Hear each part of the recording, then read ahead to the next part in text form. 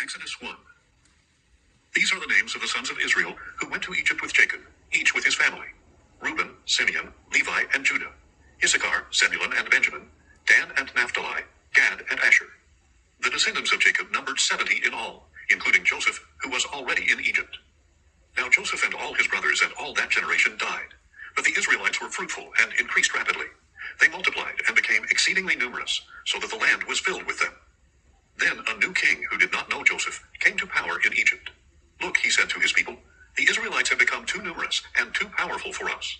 Come, let us deal shrewdly with them, or they will increase even more. And if a war breaks out, they may join our enemies, fight against us, and leave the country. So the Egyptians appointed taskmasters over the Israelites to oppress them with forced labor. As a result, they built Pithom and Ramesses as store cities for Pharaoh. But the more they were oppressed, the more they multiplied and flourished. So the Egyptians came to dread the Israelites. They worked the Israelites ruthlessly and made their lives bitter with hard labor in brick and mortar, and with all kinds of work in the fields. Every service they imposed was harsh. Then the king of Egypt said to the Hebrew midwives, whose names were Shiphrah and Puah, when you help the Hebrew women give birth, observe them on the birth stools. If the child is a son, kill him. But if it is a daughter, let her live. The midwives, however, feared God and did not do as the king of Egypt had instructed. They let the boys live.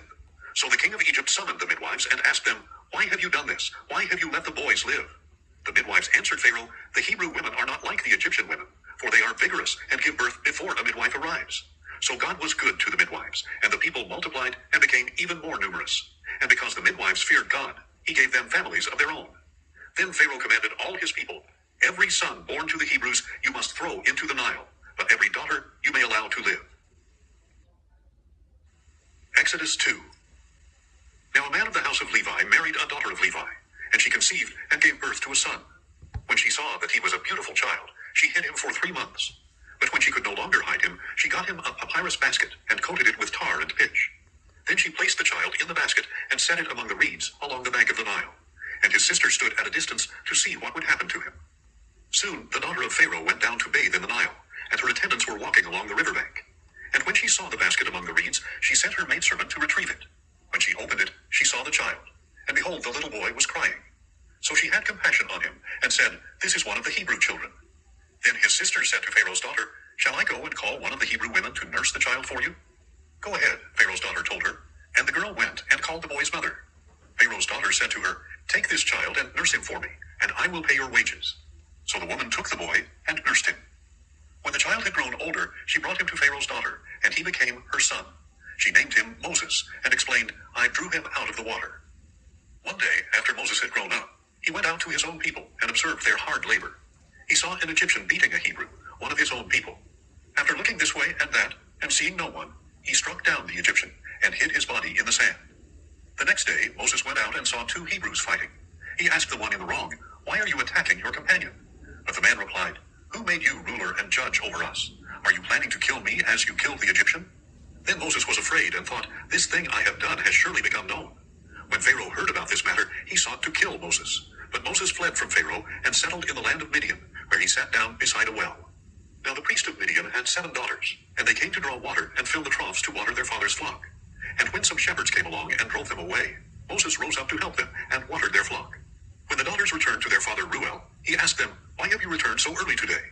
An Egyptian rescued us from the shepherds, they replied. He even drew water for us and watered the flock. So where is he? Their father asked. Why did you leave the man behind? Invite him to have something to eat. Moses agreed to stay with the man, and he gave his daughter Zipporah to Moses in marriage. And she gave birth to a son, and Moses named him Gershom, saying, I have become a foreigner in a foreign land. After a long time, the king of Egypt died. The Israelites groaned and cried out under their burden of slavery, and their cry for deliverance from bondage ascended to God. So God heard their groaning, and he remembered his covenant with Abraham, Isaac, and Jacob. God saw the Israelites and took notice. Exodus 3. Meanwhile, Moses was shepherding the flock of his father-in-law Jethro, the priest of Midian. He led the flock to the far side of the wilderness and came to Horeb, the mountain of God. There the angel of the Lord appeared to him in a blazing fire from within a bush. Moses saw the bush ablaze with fire, but it was not consumed. So Moses thought, I must go over and see this marvelous sight. Why is the bush not burning up? When the Lord saw that he had gone over to look, God called out to him from within the bush, Moses, Moses. Here I am, he answered. Do not come any closer, God said. Take off your sandals, for the place where you are standing is holy ground. Then he said, I am the God of your father, the God of Abraham, the God of Isaac, and the God of Jacob. At this, Moses hid his face, for he was afraid to look at God. The Lord said, I have indeed seen the affliction of my people in Egypt. I have heard them crying out because of their oppressors, and I am aware of their sufferings. I have come down to rescue them from the hand of the Egyptians, and to bring them up out of that land to a good and spacious land, a land flowing with milk and honey, the home of the Canaanites, Hittites, Amorites, Perizzites, Hivites, and Jebusites. And now the cry of the Israelites has reached me, and I have seen how severely the Egyptians are oppressing them. Therefore, go. I am sending you to Pharaoh to bring my people the Israelites out of Egypt. But Moses asked God, Who am I, that I should go to Pharaoh and bring the Israelites out of Egypt? I will surely be with you, God said. And this will be the sign to you that I have sent you. When you have brought the people out of Egypt, all of you will worship God on this mountain.